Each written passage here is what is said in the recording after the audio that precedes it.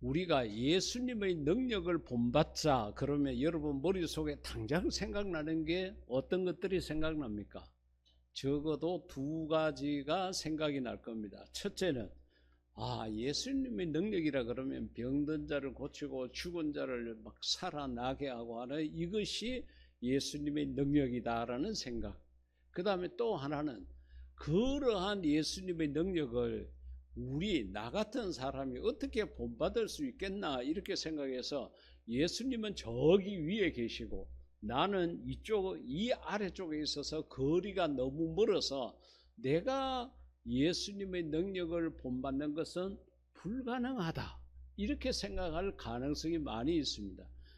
여러분 지금 우리가 6월 한 달 세상 사람들은 호국의 달이라 그러지만은 우리 교회는 지금 이제 나라를 위해서 특별히 기도하는 특별 기도회로 갖고 있습니다. 그런데 이것이 지난 이때까지 해오던 것처럼 일주일 정도 되면은 그래도 언젠가 한번 가보겠다 이런 생각이 들지만 한 달간이나 특별 기도회를 이렇게 정해 놓으니까 아예 주저앉아 가지고 아이고 나는 못 간다 이래 생각하는 것과 같이 예수님의 능력은 저기 있고 나는 여기 있어 가지고 내가 감히 예수님의 능력을 어떻게 본받겠느냐 이렇게 생각을 하고 예수님은 예수님대로 위에서 사시고 나는 내대로 살고 이래서 예수님을 믿는다고 하지만 이 공간의 거리가 너무 먼 거예요. 그래서 우리가 예수님 닮을 생각을 못하고 사는 그런 마음들이 있습니다. 그러나 성경 속에 보면은 예수님의 능력이 병든 자를 고치고 죽은 자를 살리는 것만 예수님의 능력이 아니라는 것을 우리가 알 수가 있습니다.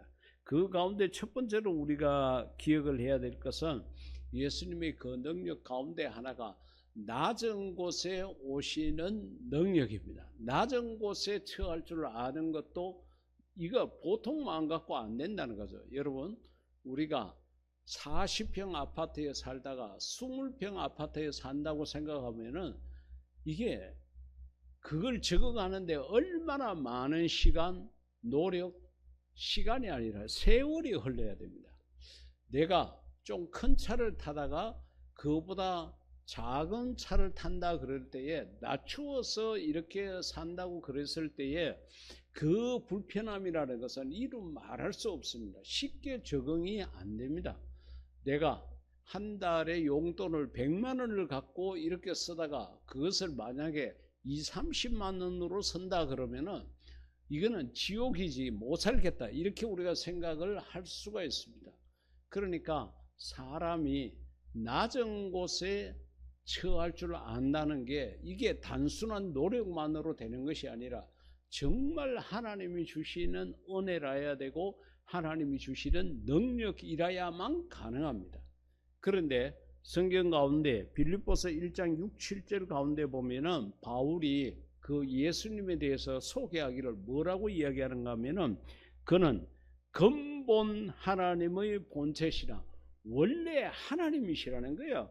그런데 하나님과 동등됨을 취할 것으로 여기지 아니하고 내가 하나님이다 그러면서 예수님께서 그 하나님이 계시는 그 보좌에 그 좋은 곳 요한계시록에 보면은 하나님이 계신 곳을 천국이라고 이야기를 했고 그 천국이 어떤 모양을 가졌는지 요한계시록에 기록한 걸 한번 읽어보십시오. 정말로 도로는 길은 황금길이라고 그랬습니다. 그리고 그 길가에 시냇물이 흐르는데 생명수 강이 흐르고 그 다음에 그 강이 흐르는데 나무가 있는데 나무 하나에 12가지 실과가 맺힌다고 그랬습니다.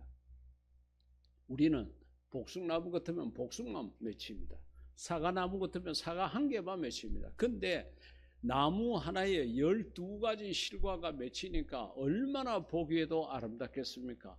그리고 그게 1년에 한 번 이렇게 맺히는 것이 아니라 매 달마다 맺힌다고 이야기를 했습니다.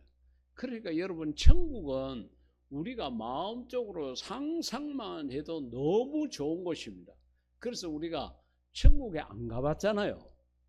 지옥도 물론 안 가봤고, 안 가봤지만은 세상을 살아가다가 좋은 곳이 있으면 이야 천국 같다 이렇게 이야기를 합니다. 그리고 아주 힘든 환경 여건 속에 빠지게 되면은 이게 지옥이다, 지옥에서 한 수 더 떠가지고 생지옥이다 이렇게까지 이야기를 합니다. 그러니까 우리의 잠재의식 속에는 하나님 나라에 대한 그런 천국이라는 생각도 우리가 갖고 있습니다. 그 좋은 곳에 예수님이 계시다가 이 땅에 오셨다는 거예요. 하나님이 본체신데 하나님과 동등됨을 취할 것으로 여기지 아니하시고 오히려 자기를 비워 종의 형체를 가지사 사람들과 같이 되셨다. 여러분, 하나님은 위대하고 거룩하시고 존귀하십니다. 그런데 그 하나님이 인간의 형상을 입는다는 이 자체가 아주 어떻게 보면은 불쾌하고 아주 천한 것으로 되는 것입니다. 가령 예를 들어서 불교에서는 윤회설을 이야기하지 않습니까? 이 땅에서 대충 살고 적당하게 죄 지으면서 살면은 나중에 개로 태어난다. 그런 것도 있습니다. 그러면은 여러분 생각을 해 보십시오. 내가 하나님의 형상을 입은 사람인데 내가 개의 모습으로 태어난다 그랬을 때 들어도 기분 나쁘고 개가 되어도 기분 나쁘겠죠. 그 하나님이 그 예수님은 하나님 본체시라는 거야. 그렇게 위대하시고 거룩하신 그 하나님이신 예수님이 사람의 몸을 입으셨다는 이 자체는 다른 사람들이 봤을 때는 저주라고 말을 할 수 있을 만큼 아주 자기 자신을 낮추신 것입니다. 그런데 예수님께서는 그 낮고 천한 그런 인간의 모습을 입으셨다는 거예요. 그리고 역사적으로 우리가 생각을 해보고 마태복음 1, 2장을 이렇게 기억을 해본다 그러면은 인간의 형상을 입은 것도 정말 낮고 낮은 자리에 오시는 건데 그 당시에 그래 예수님께서 이 세상에 인간의 몸을 입으시고 이 세상에 태어날 때 그 당시에 인간들은 얼마나 악한 인간이었느냐. 2살 미만의 아이들을 전부 다 죽일 만큼 그만치 인간이 악했습니다. 그러니까 인간의 모습을 입더라도 좀 착하고 선한 인간의 모습을 입었다 그러면은 그래도 좀 덜 하시겠죠. 그런데 그 당시에 예수님이 사람의 몸으로 이 세상에 태어나실 때 2000여 년 전의 인간의 모습은 2살 미만의 아이들, 그들이 무엇을 알겠습니까? 그들을 다 죽일 만큼 악한 인간이었다는 그 모습으로 오셨다는 거죠. 여러분, 우리가 신앙생활이라는 것을 이렇게 하게 되면은 항상 우리가 낮은 곳에 처하라고 그러고 좁은 문으로 들어가라고 그러고 늘 그런 이야기를 많이 듣지 않습니까? 그런데 우리가 우리 자신을 낮춘다는 게 참 어렵습니다.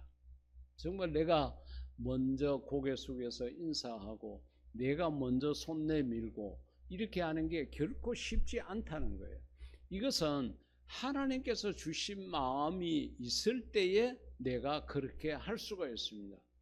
그렇다고 그래서 또 내가 지금 남에게 먼저 손 내밀지 못하고 내가 먼저 용서하지 못하고 이렇게 하는 게 하나님이 그런 마음을 안 주셔서 그렇구나 이렇게 생각하면 안 돼요. 모든 원망을 하나님에게 다 돌리면 안 됩니다. 내가 마음을 먹어야 돼요. 내가 노력을 해야 돼요. 그때에 하나님께서 나를 도와주십니다.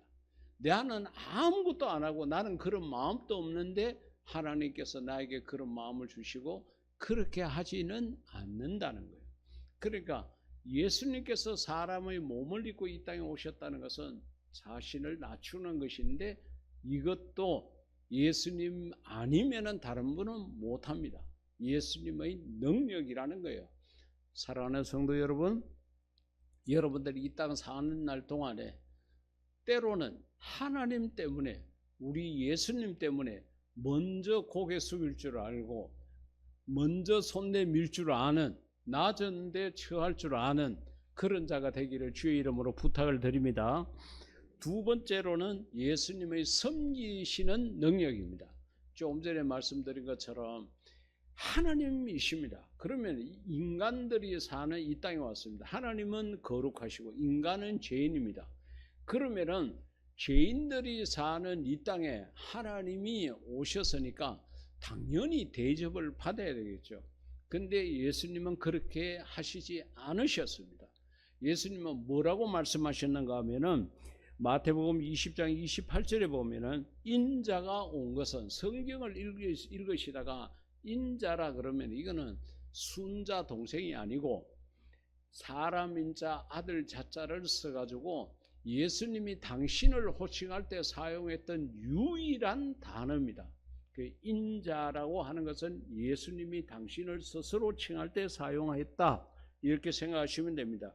인자가 온 것은, 그래 예수님께서 내가 이 세상에 온 것은 섬김을 받으려 함이 아니라 도리어 섬기려 하고 자기 목숨을 많은 사람의 대속물로 주려 함이니라. 그 예수님께서 친히 야들아 괜찮다, 내가 하나님이지만은 내가 너희들에게 대접받으러 온 거 아니야, 섬김을 받으러 온 게 아니고 내가 오히려 너희들을 섬기러 왔다. 그리고 섬기는 정도가 어디까지인지 아느냐, 내가 목숨을 내가 너희들을 위해서 주려고까지 그렇게 한다, 이렇게 말씀을 하신 거예요. 그리고 그렇게 말씀만 하신 것이 아니라 요한복음 13장 5절 가운데 보면은 예수님께서 대야에 물을 떠서, 대야라는 말은 여러분 기억하시죠? 경상도 사람들은 다 기억을 합니다. 제자들의 발을 씻으시고, 여러분 사람의 인체 부분 가운데 가장 더러운 것이 발입니다. 그래서 특히 이 예수님 시대 당시에 유대인들은 요즘 우리처럼 양말을 신고 다니거나 운동화를 신고 그렇게 하지 않습니다. 발가락을 끼우는, 엄지 발가락을 끼우는 샌들이에요. 그걸 이렇게 신고 다니고, 그리고 다니시는 길이 아스팔트 길이 아닙니다. 비포장 도로예요, 쉽게 말하면. 그러면 그 많은 먼지, 거기다가 예수님께서 다니셨던 그 이스라엘 땅이 아프리카하고 아시아하고 경계 지점에 있습니다. 그래 날씨가 덥다는 거죠. 날씨는 덥죠. 먼지는 풀풀 나죠.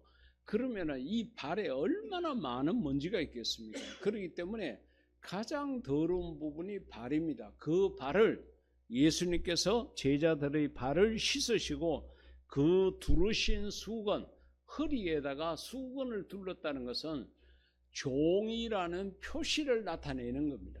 그래서 항상 종은 허리에다가 이 수건 같은 것을 둘러가지고 무엇을 닦을 일이 있으면 닦고, 그 수건을 갖고 모든 자기가 종으로서 해야 될 일들을 다 하는 역할을 하는 겁니다. 그러기에 허리에 수건을 둘렀다 그러면은 다른 사람이 보더라도 쟤는 종이구나, 이렇게 해서 인식이 되는 거예요. 그런데 예수님께서 그렇게 하나님이신데도 당신이 종이 되는 모습을 친히 보이고, 그리고 말만 내가 너희를 섬기려 왔다, 이렇게 말씀하시지 않고 발을 씻기기까지 이렇게 하셨다는 겁니다. 그래서 우리가 섬기는 그 모습, 예수님께서 그 섬기시는 모습도 이건 다른 사람이 할 수 있는 게 아니에요. 세상에 수많은 종교가 있고 수많은 나름대로 교주라는 존재가 있습니다. 다 그들은 대접받기를 원합니다. 섬기려 온 자가 아닙니다. 오히려 자기들 그 이단 사이비 교인이 되도록 했는 사람들의 돈을 빼앗고 육체적 그 노동력을 빼앗고 다 빼앗는 자지, 그 교주가 자기 재산을 내놓고 교인들에게 필요한 것을 나눠주거나 이렇게 하지 않습니다. 섬기려고 하는 자는 적습니다. 전부 섬김을 받으려고 하는 그런 본능을 갖고 있습니다. 그런데 예수님은 섬기려 오셨다는 거예요. 누구를 섬기느냐? 바로 오늘 같이 이 주일날 예배 자리에 참석하신 사랑하는 성도 여러분들을 섬기려 오셨다는 것입니다. 그러기에 우리가 예수 믿는다고 이렇게 생활을 할 때에 우리도 섬기는 자가 되어야 됩니다. 교회에서는 더더군다나 섬기는 자리, 낮은 자리를 찾아가는 자가 되어야 됩니다. 모든 일에 내가 섬기는 자의 위치에 섬기는 마음을 가지고 우리가 살아간다 그러면은 절대 다툼이 일어나지 않습니다. 왜? 내가 낮은 자인데 내가 감히 어떻게 말로 대들고 행동으로 대드는가 하는 그런 마음 때문에 그렇습니다. 그 다음에 세 번째로 예수님의 능력은 품어주시는 능력입니다. 오늘 우리가 본문 말씀에 봤던 이 말씀은 우리가 너무도 잘 아는 내용입니다. 가늠하다가 현장에 붙잡힌 여인. 그러면 이 예수님 시대에 이런 여인들은 쉽게 말하면 경제적 활동을 하는 자들입니다. 돈벌이를 하는 자들이에요. 그래서 창녀입니다. 돈을 받고 자기 몸을 파는 여자들입니다. 어떻게 보면 생계를 위해서 그것을 하나의 직업처럼 택한 그런 자입니다. 그러나 그 당시의 법은 어떻게 됐든 간에 그 생계의 어려움을 당한 자를 도와주는 그런 제도는 전혀 없고 처벌하는 제도만 있었습니다.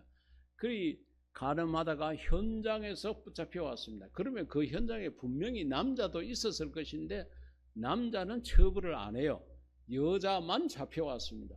그리고 전부 손에 돌을 들고 이 여자를 때려 죽이려고 그럽니다. 근데 그 모인 사람들 중에 머리가 잘 돌아가는 사람이 있었습니다. 그러니까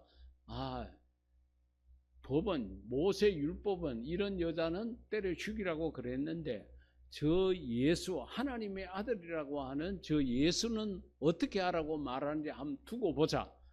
그래서 내가 예수에게 그렇게 물어보고 예수가 마땅한 답을 내놓지 못한다 그러면은 내가 사람들에게 박수를 받을 거다. 내가 사람들에게 인정을 받을 거다. 이런 생각을 갖고 있는 사람이 예수님에게 그 여인을 데리고 와서 예수님, 모세 율법에는 이 가늠하다 붙잡힌 여자는 돌로 쳐 죽이라고 그랬는데 당신은 어떻게 하라고 말씀하시겠나이까? 그렇게 이제 예수님에게 문제 아닌 문제를 내놓은 거예요. 그러니까 그 이야기를 들으시고 예수님께서 땅바닥에다가 글을 쓰십니다. 뭐라고 말씀을 하시지 않고 글을 썼는데 성경은 그 글의 내용이 무엇이었는지를 기록하지 않고 있습니다. 그러기에 뭐라고 썼는지는 모릅니다.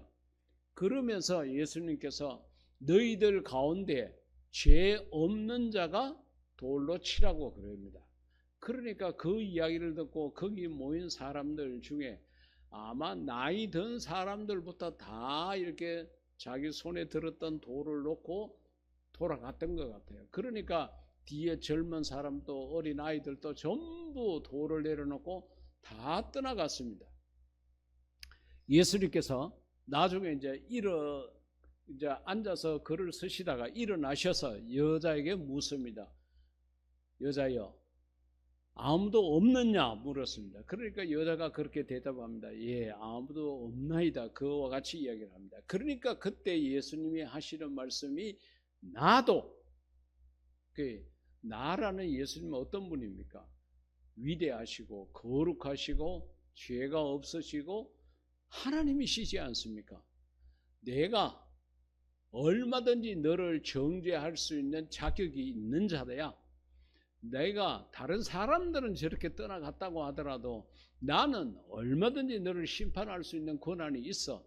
그런데 그런 나도 너를 정죄하지 않는다고 예수님께서 말씀하시면서 그 죄 지은 자를 예수님께서 마음에 품어 주셨습니다. 이런 대목은 우리가 세상을 살아가면서 정말 본받아야 될 대목 가운데 하나입니다. 때로는 우리의 고집이, 우리의 욕심이 얼마나 센지 예수님께서 용서한 자를 내가 용서가 안 돼요. 특히 우리나라 사람들은 내 눈에 흙이 들어갈 때까지 안 된다고 그렇게까지 악한 말을 하고 독한 말을 하는 경우가 있습니다. 그러나 우리는 심판자가 아니에요. 우리는 비판할 만한 자격도 없습니다. 나도 똑같은 죄인입니다.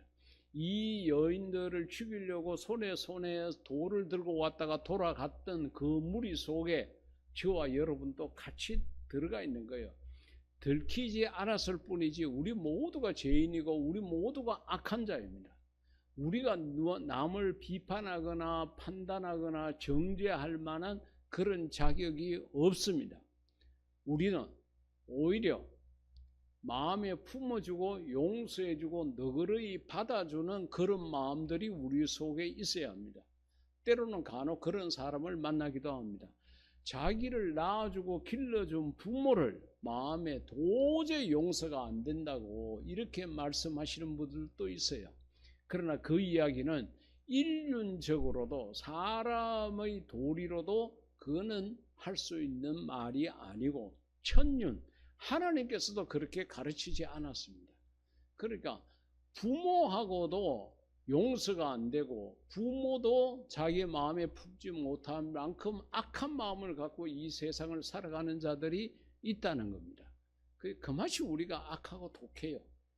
여러분들 우리가 세상을 살아가다 보면은 때로는 가족들 간에 때로는 나하고 정말로 친한 사람들 간에도 마음의 갈등이 생길 수 있고 의견 대립이 있을 수 있고 때로는 그런 의견 때문에 다툼을 일으키고 때로는 마음이 상할 때가 있습니다. 그러나 우리는 그 사람을 형제로 마음에 품어야 합니다. 그 사람, 오늘 예수님께서 이 가늠한 이 여인을 충분히 예수님은 정죄하고 비판하고 심판할 만한 자격이 있었음에도 불구하고 예수님은 마음을 넓히시고 이 여인을 품어주셨습니다. 혹시 여러분의 마음속에 용서하지 못하고 아직까지도 원수처럼 마음에 담고 있는 자가 있습니까? 여러분 예수님처럼 품으십시오. 그들을 품는 것이 나를 편하게 하는 것이고 상대방을 편하게 하는 것이고 하나님의 말씀을 따르는 것이 됩니다. 그러니까 우리가 예수님께서 이 여인을 용서한 그 마음을 본받는 것도 우리가 예수님을 따라서 할 수 있는 그런 예수님의 능력을 나도 할 수 있는 그런 마음을 가지는 것이 된다는 것입니다. 마지막으로 예수님의 능력 가운데 하나 더 생각할 것은 용서하는 능력입니다. 요한복음 21장은 예수님께서 부활하시고 난 다음에 모든 여정을 기록을 했습니다. 예수님께서 부활하시고 난 다음에 제자들을 찾아갔습니다. 그러니까 예수님의 12 제자가 있었지만은 그 가운데 제자 중에 제자 베드로이지 않습니까? 예수님께서 베드로를 찾아갔습니다.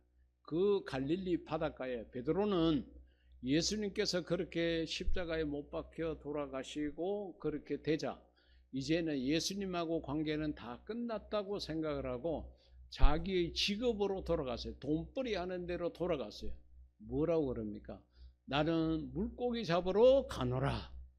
어부의 길로 다시 돌아간 것입니다. 그러면 예수님 입장에서 한번 생각을 해보십시다. 그래, 제자들 가운데 다른 놈은 다 도망가더라도 베드로 너는 그래도 수제자가 아니냐. 내가 그래도 너만은 믿었다. 근데 너는 나를 3번이나 부인했어. 그리고 내가 너를 불렀던 사명은 던져버리고 네 먹고 살겠다고 네 생업으로 다시 돌아가? 예수님 입장에서는 정말로 미운 놈입니다. 그런데 예수님께서 베드로를 먼저 찾아가신 거예요. 베드로가 예수님께서 부활했다는 이 말을 듣고 예수님을 찾아와서 무릎을 꿇고 주님, 그때는 내가 참 죽을까 싶어서 어쩔 수 없이 주님을 3번이나 부인하고 그렇게 했는데 용서해 주십시오. 그렇게 해야 그게 순서가 맞는데 아니에요. 예수님께서 먼저 베드로를 찾아가신 것입니다. 그래서 지금 또 성지 답사를 가게 되면은 예수님께서 이 베드로를 찾아갔던 그 바닷가에 교회가 하나 세워져 있습니다. 조그마한 교회. 그래서 베드로 숙권 교회, 베드로의 고난이 다시 예수님에 의해서 회복되었다. 그 고난을 다시 받았다 해서 베드로 수권 교회라고 이렇게 이름을 지어가지고 조그만한 그 교회가 그 갈릴리 바닷가에 있습니다. 그러니까 여러분, 예수님께서 먼저 용서하신 거죠. 베드로가 와서 무릎을 꿇고 두 손 들고 선생님, 제가 잘못했습니다. 주님, 제가 그때는 철이 없었습니다. 이렇게 해야 당연했는데 예수님은 그렇게 베드로가 오도록 기다리지 않으셨습니다. 먼저 찾아가셨어요. 어디로? 삶의 현장으로 찾아갔습니다. 사명을 던져버리고 돈벌이 하러 갔던 그 바닷가를 예수님이 찾아가서 용서해 주셨다는 그 이야기입니다. 이 용서의 능력도 역시 우리가 본받을 수 있는 그런 부분입니다. 우리가 세상을 살아가다가 이런저런 모양의 사람들을 만나고 때로는 그것 때문에 마음 아파하고 힘들어하고 내 마음의 상처를 받을 때가 있지만은 우리는 내가 먼저 손 내밀고 내가 먼저 그를 품에 품고 내가 용서해 줄 줄 아는 그런 마음을 가져야 된다는 것입니다. 우리가 예수님의 능력이라 그러면 막 죽은 자를 살려내고 병든 자를 고치고 하는 이것만 생각하는데 그렇지 않습니다. 예수님이 낮은 곳에 오신 것도 섬기시는 모습도 또 품어주시는 그것도 또 용서해 주시는 것도 예수님의 능력이라 생각하고 이런 능력은 우리가 노력하면 충분히 본받을 수 있는 거니까 이러한 예수님의 능력을 본받고 살아가는 우리 모두가 될 수 있기를 주의 이름으로 축복합니다. 이 시간 다 같이 합심해서 기도할 때에 하나님, 나도 예수님의 능력을 본받는 그런 자가 되게 해달라고 기도하시겠습니다.